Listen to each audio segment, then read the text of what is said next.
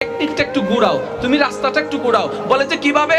বলে যে তোমার বাবা দাদা যেদিকে মুখ দিয়ে চলেছে তুমি সেদিকে পিঠটা দেখাই দাও, পিঠটা দেখাই উল্টা পথে হাঁটো, তোমার রবের রহমতের দিকে হাঁটো। যখন তুমি রবের রহমতের দিকে হাঁটতে থাকবা, অটোমেটিক তোমার যাওয়ার দুনিয়া তোমার পিছনে হাঁটতে শুরু করবে।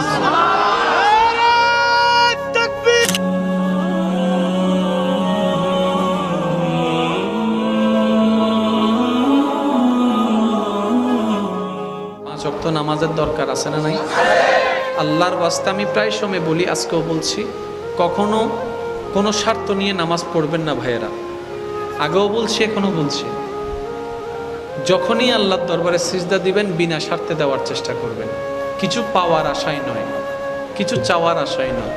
শুধু বলবেন, ইয়া রব, তুমি তৌফিক দিয়েছো আমার মতো পাপী বান্দা আজকে নামাজের মাধ্যমে তোমার দরবারে